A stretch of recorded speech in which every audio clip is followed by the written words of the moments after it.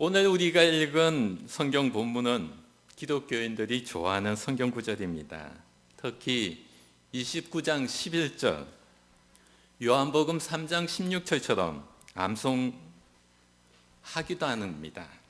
그 이유는 우리들의 간절함을 담아내는 성경 구절이고 또한 우리들의 희망을 갖게 만들기 때문입니다. 너희를 향한 나의 생각 내가 아나니 평안이요 재앙이 아니니라. 너희에게 미래와 희망을 주는 것이다. 이스라엘 백성들은 바벨론의 포로로 잡혀갔습니다. 포로로 생활하는 이 백성을 향하여 70년이 지나게 되면 하나님이 너희들 다시 예루살렘으로 불러들이겠다 하는 내용이 오늘 우리가 읽은 내용입니다.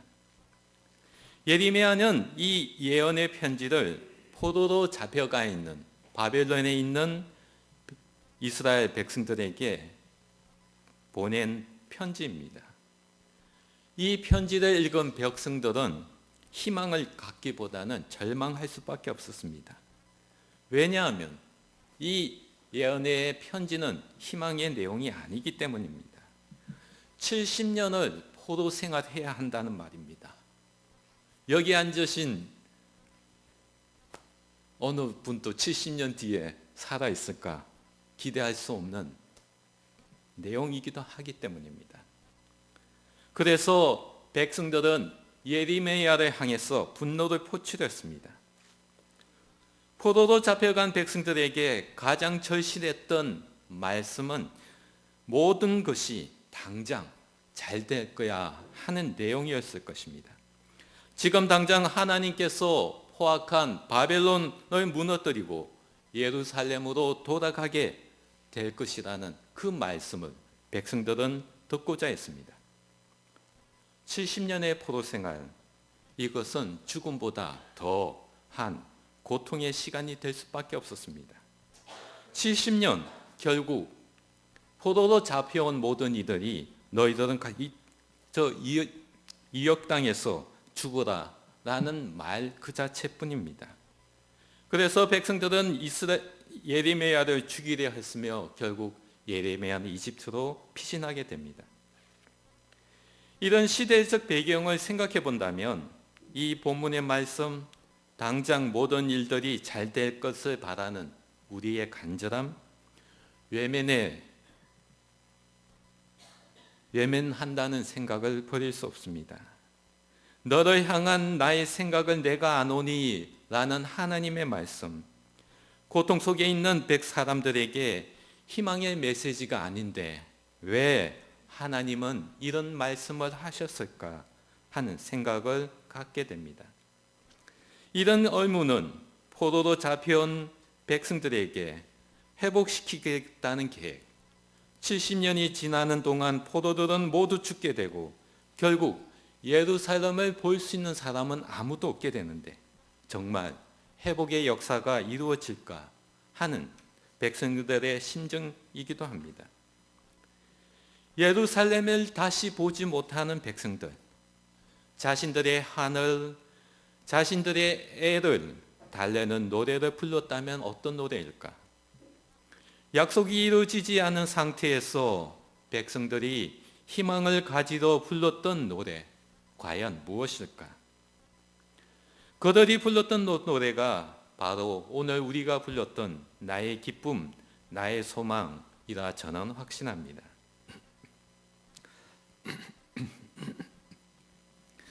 우리들은 그리스도로 인하여 이루어지지 않은 약속을 믿고 오늘을 살아갑니다.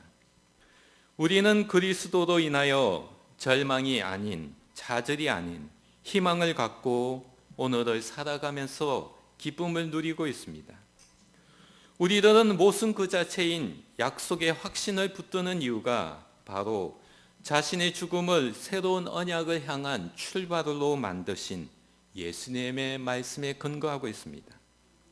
마지막 만찬에서 예수님은 잔을 들어 올리면서 내 피로 인한 새로운 언약을 말씀하셨습니다. 바로 우리는 이 말씀에 근거해서 절망 속에서 희망을 갖고 있습니다. 하나님께서 예레미야를 통하여 바벨론 포로에 잡혀가 있던 백성들에게 희망의 말씀을 하셨기 때문에 그들은 절망 속에서 살지 않고 희망과 미래가 향해 살아갈 수 있었습니다. 만일 하나님께서 그들에게 희망의 말씀을 하지 않았더라면 그들은 포로 생활에서 고통, 절망, 죽음을 당했을 것입니다. 고등학교 시절 제가 보았던 그 교회의 모습, 바로 포로 생활을 하던 이스라엘 백성들의 모습과 다르지 않았습니다. 교회는 부산에서 변두리의 끝 가장자리에 있는 교회였습니다. 자체 건물 없었던 2층짜리 건물 한 켠의 전세교회였습니다. 겨우 많이 모여야 한 40명 정도. 내세울 만한 번듯한 직업을 가진 이 하나 없었습니다. 교회에는 부엌이 없어서 교인들은 매주일 음식을 싸가지고 와야만 했습니다. 바리바리 쌓아온 보자기를 펼쳐보면 보기 흉하지 않은 그릇에 담은 음식이었습니다. 반찬 정성이었습니다. 제대로 된 식탁 하나 없었기에 장의자를 한쪽으로 밀쳐놓고서 교인들은 바닥에 앉아서 서너 사람씩 모여서 가져온 음식을 나눠 먹었습니다. 그들은 음식을 먹은 후 둥글게 앉아서 찬송을 부렸습니다.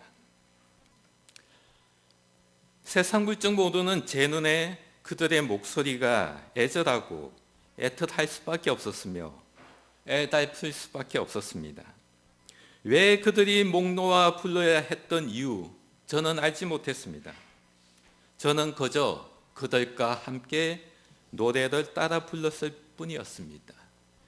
그때 제가 그들의 삶을 알기에는 아직 어린 나이였습니다.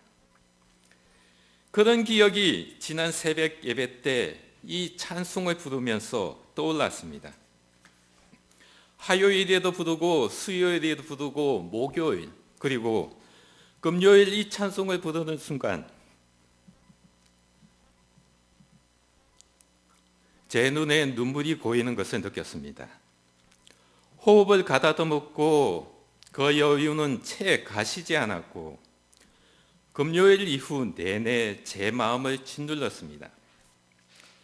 설교를 준비하는 동안 제 눈시울이 붉어지기도 했고 울먹거리기도 했습니다. 이제 그들이 이 찬송을 목 놓아 불렀던 이유를 알기 때문입니다. 바로 오늘 우리가 읽은 말씀이 그 이유를 대신 말해주는 겁니다. 포로로 노예로 살아마야 하는 백성들, 그들을 향해서 하나님께서 선포하신 내용이 너희를 향한 나의 생각을 내가 아나니 평안이요 재앙이 아니라 너희에게 미래와 희망을 주는 것이다 라는 이 말씀을 듣고 그들은 이 말씀을 붙잡고 목 놓아 나의 기쁨, 나의 소망을 불렀기 때문입니다. 세상살이 고달픔을 달랠 수 있는 유일한 길, 그들에게는 교회 가는 것이었습니다. 그러니 주일 아침 교회 가기 위해 음식 장만하는 손길이 있었으며 보기 흉하지 않은 그들에게 음식을 싸들고 와서 함께 웃으며 먹던 일, 목 놓아 찬송을 불러야만 새로운 한 주가 시작될 수 있는 삶이었습니다. 그들이 불렀던 찬송은 그들에게 생명을 연장해 주는 에너지였으며 덜컹거리는 버스 안에서 빈 도시락에서 딸그락 끓이는 소리조차도 내일을 향한 희망을 가져다 주는 헝얼거리는 찬송일 뿐이었습니다. 그러기에 그들은 한 주일 소홀함 없이 살아왔습니다. 저는 그들의 그 모습을 보았을 뿐입니다. 이제 제 나이가 50이 되었으면서 그들이 목 놓아 불렀던 그 삶을 이해하게 되었습니다. 그 교회를 떠난 지 벌써 30년이 되었습니다. 나그네 같은 삶을 사는 제 삶에서 그 교회는 한때 거쳐가는 교회였습니다. 그때 만났던 이들 현재 어디에서 어떻게 살고 있는지 저는 모릅니다. 알고자 한다면 알 수 있는데 그렇게 하지 않았고 또한 앞으로도 알고자 하지 않을 겁니다. 여러분이 잘 아는 것처럼 제가 까칠한 사람이기 때문에 그들을 다시 보게 된다면 과거에 있었던 애절함, 애틋함, 애달픔 같은 감정이 되살아나기 때문에 그렇기도 하겠습니다. 그러나 저는 그 교회는 저에게 하나님을 알아가는 과정에서 한 단계였기 때문에 소중한 기억으로 제 마음에 남아 두고 싶기 때문입니다. 하나님의 생각, 포로로 노예로 70년을 살았던 이스라엘의 백성이나 식탁 하나 없이 매주 도시락을 사와야 했던 그들이나 오늘 예수님을 만나기 위해 여기 앉아있는 여러분이나 변함없이 미래와 희망을 주고자 하는 것이 하나님의 생각입니다. 우리를 향한 하나님의 생각은 이번 대강절을 통해서 우리에게 희망으로 다가오고 있습니다. 특히 이번 성탄절에서는 유아 아동 세례가 있습니다. 한 세대에서 다음 세대를 거쳐 3대에 이르는 하나님의 자녀들이 이 교회에서 무럭무럭 크고 있다는 신고식을 치르는 것이 세례입니다. 이 일, 세례는 부모만의 일이 아닙니다. 교회에서 세례식을 치르는 것은 우리 모두의 일이기 때문입니다. 어린아이들과 우리에게 희망이기 때문이기도 합니다. 그들이 여러분의 신앙을 보면서 믿음으로 성장하기 때문에 이 세례에 거저 개인의 일이 아니라 우리 신앙 공동체의 일입니다. 지난날 세례를 받았고 성장한 여러분의 자녀들, 하나님의 미래이자 희망입니다. 지금 여러분 옆에 없다고 해서 그들의 믿음이 없어졌다. 저는 절대로 그렇게 생각하지 않습니다. 그들은 이 자리가 아닌 다른 어느 자리에서 믿음의 사람으로 성장하고 있습니다. 지금 당장 교회에 다니지 않는다고 해서 그들의 믿음이 사라지지 않았습니다. 하나님은 그들을 향한 미래와 희망 여전히 품고 있고 그들을 기억하고 있기 때문입니다. 그들을 기억하며 밤낮으로 찬송 부르며 새벽녘에 기도드리며 늘 아쉬워하는 우리들의 마음은 있습니다. 그러나 그 마음, 우리들의 마음입니다. 하나님의 마음은 아닙니다. 하나님의 마음은 그들을 향한 미래와 희망 여전히 변함없이 한결같이 가지고 있습니다. 우리들의 세상살이가 버겁고 힘들고 애절하고 애틋하고 애달픈 이들의 마일리지가 쌓아간다 하더라도 우리를 향한 하나님께서 품은 미래와 희망 사라지지 않습니다. 오늘 우리들의 모습 속에서 하나님의 미래, 하나님의 희망 한결같이 변함없이 이어지고 있습니다.